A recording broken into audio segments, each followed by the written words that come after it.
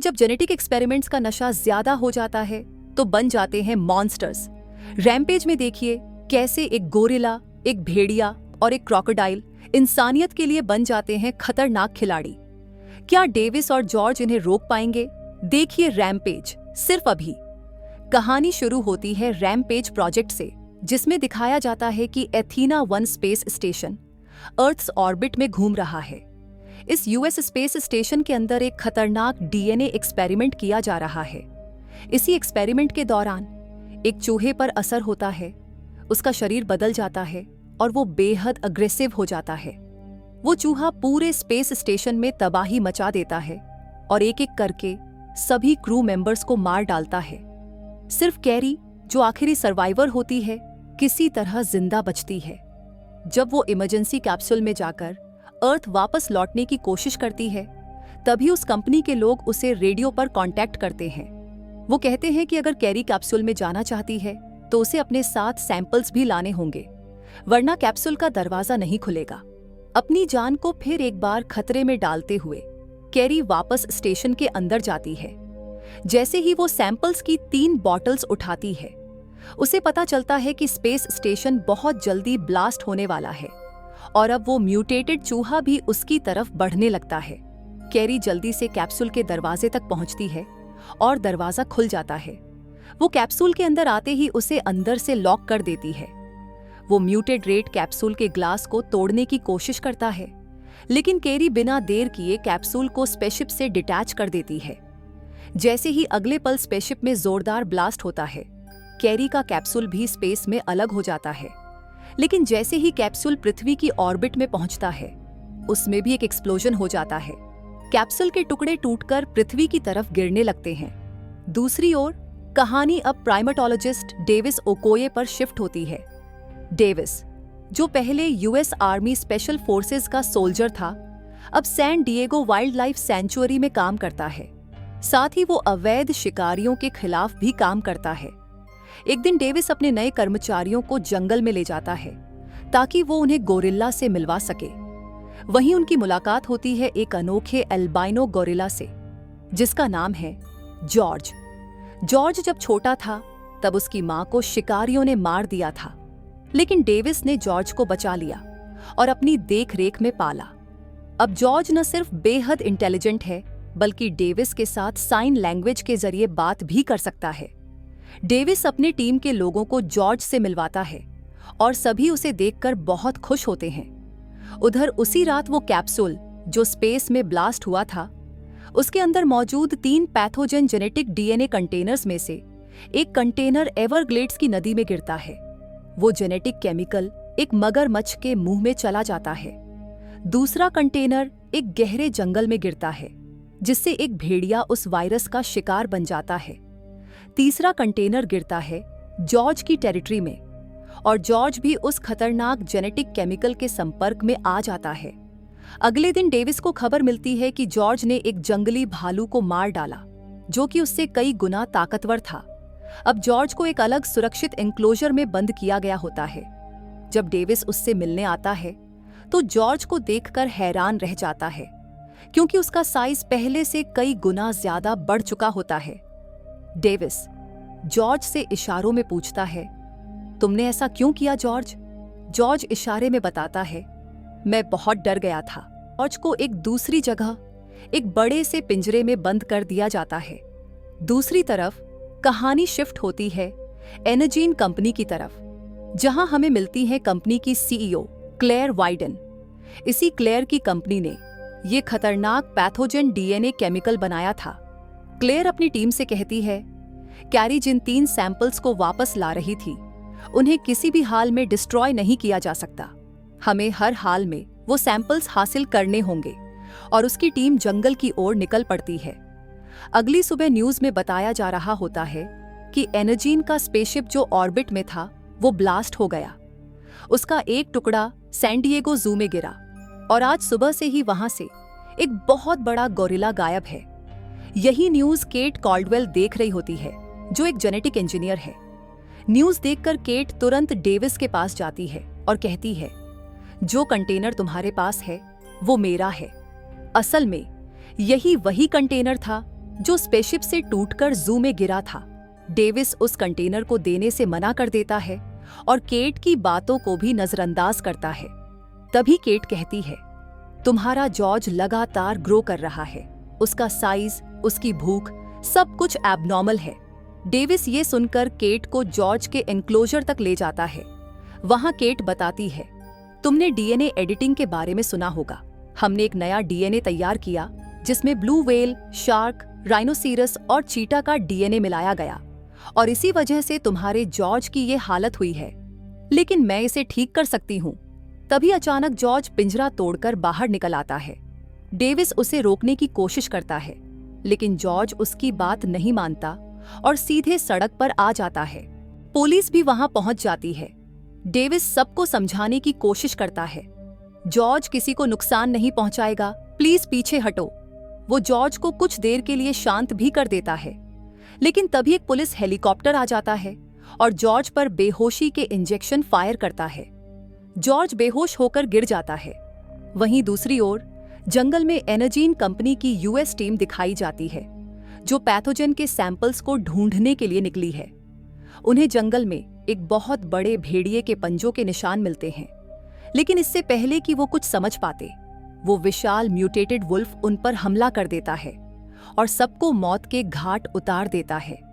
एनर्जीन company की CEO clear widen ये सब कुछ अपने कंट्रोल रूम के कैमरास पर देख रही होती है।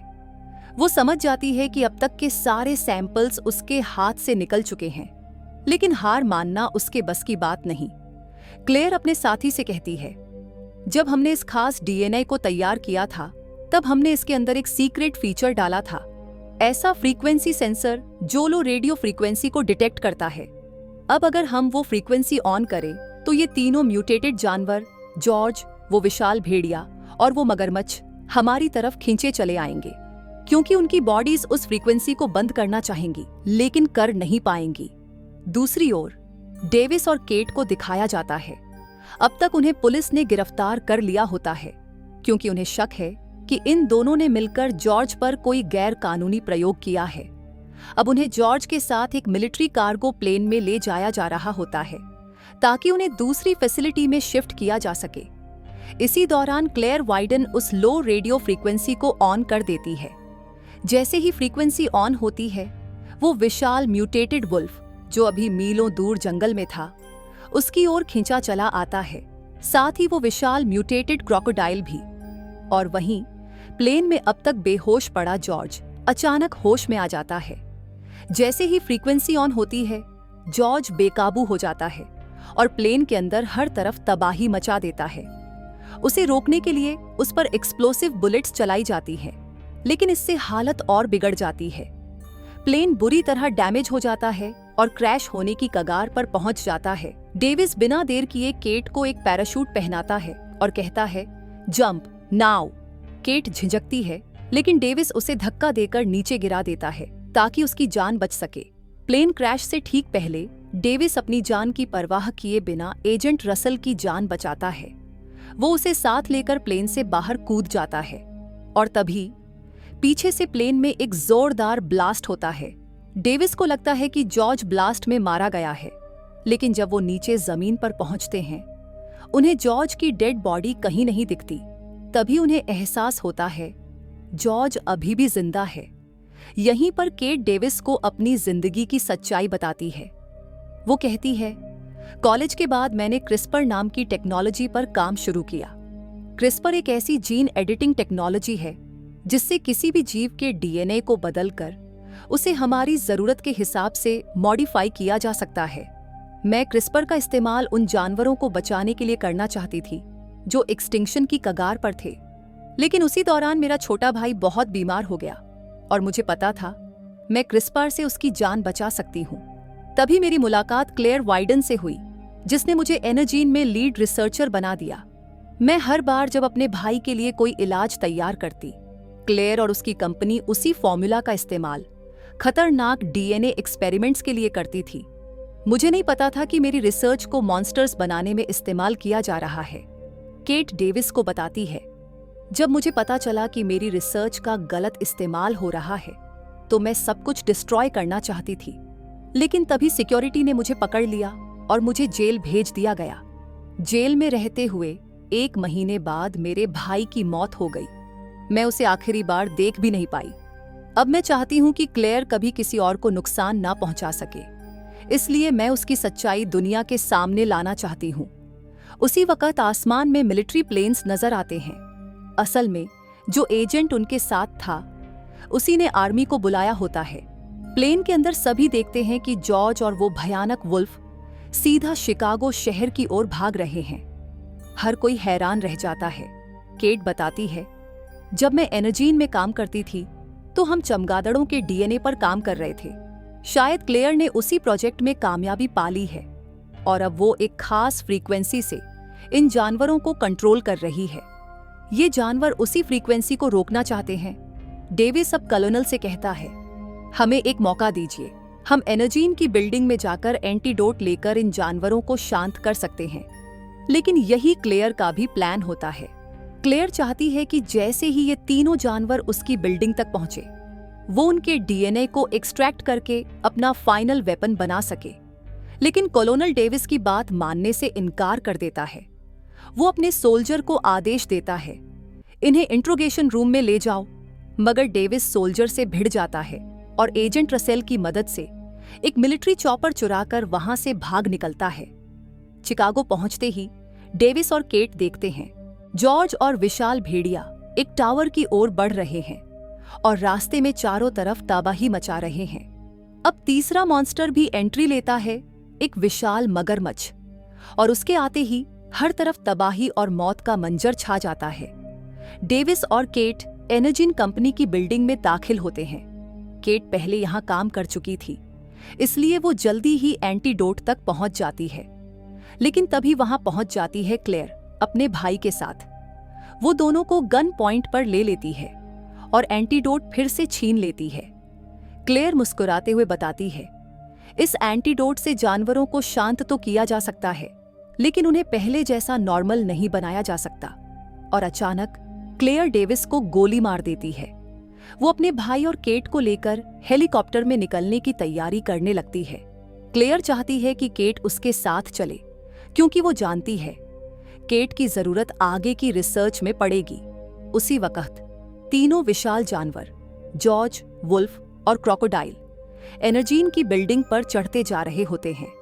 इससे पहले कि क्लेयर हेलीकॉप्टर से निकल पाए, जॉर्ज ऊपर पहुंचकर हेलीकॉप्टर पर हमला कर देता है। हेलीकॉप्टर तबाह हो जाता है। क्लेयर और उसके भाई की हालत बुरी हो जाती है। डेविस अब भी जिंदा होता है। वो धीरे धीरे उठता है और केट से कहता है, हमें एंटीडोट वापस चाहिए। केट बताती है, मेरे पास एक और डोज है। और यहीं आता है डेविस का मास्टर प्लान। केट चुपचाप एंटीडोट क्लेयर के बैग में डाल देती है और फिर उसे जॉर्ज की तरफ धक्का दे देती है। जॉर्ज बिना कुछ सोचे क्लेयर को उठाकर पूरा का पूरा निगल जाता है। केट जल्दी से कहती है, एंटीडोट का असर 10 मिनट में होगा। डेविस समझाता है, जैसे ही जॉर्ज शांत होगा वो हमारी मदद करेगा इन 2 और मॉन्स्टर्स से लड़ने में। क्लेयर का भाई अब चूहों के साथ बिल्डिंग से भागता है, क्योंकि वो सारे रिसर्च का सबूत लेकर जा रहा होता है। लेकिन तभी रसाल आ जाता है। वो उस चूहे के पिंजरे को छीन लेता है और जैसे ही क्लेयर का भाई बाहर निकलता है, वह मलबे के नीचे दबकर मर जाता है। इस बिल्डिंग की छत पर अब तीनों विशाल जानवर जॉर्ज, वुल्फ और क्रोकोडाइल टावर को तबाह कर रहे होते हैं। उससे पहले कि पूरी बिल्डिंग गिर जाए, केट और डेविस अपने हेलीकॉप्टर से बाहर निकल जाते हैं, लेकिन पूरी बिल्डिंग जमीन में धंस जाती है। अब इन तीनों जानवरों के ऊपर मलबा गिर जाता है, लेकिन कुछ ही देर में जॉर्ज मलबे से बाहर निकलता है। जॉर्ज पर एंटीडोट का असर हो चुका होता है। वो अब पहले जैसा शांत और सामान्य हो चुका है। उसकी आंखें अब डेविस और केट से मिलकर बात करने लगती हैं, जैसे पहले वो करता था। इसी बीच क्रोकोडाइल और वुल्फ भी मलबे से बाहर निकलते हैं। इनमें से सबसे खतरनाक होता है क्रोकोडाइल। तीनों विशाल जानवरों के बीच अब एक भयंकर लड़ाई शुरू हो जाती है। दूसरी तरफ आर्मी इस बिल्डिंग को स्पेशल बॉम्ब से उड़ाने की तैयारी कर चुकी है और तभी क्रोकोडाइल सबसे पहले वुल्फ को मार डालता है। जॉर्ज अब क्रोकोडाइल पर हमला कर देता है, लेकिन उसे बुरी तरह से घायल कर देता है। डेविस हेलीकॉप्टर की गन से क्रोकोडाइल पर हमला करता है, लेकिन क्रोकोडाइल अब डेविस को मारने के लिए उसकी तरफ बढ़ता है। लेकिन इससे पहले कि क्रोकोडाइल डेविस को मार पाए, जॉर्ज अपनी ताकत से एक बड़ी लकड़ी को उठाता है और क्रोकोडाइल की आंख के पास मार देता है।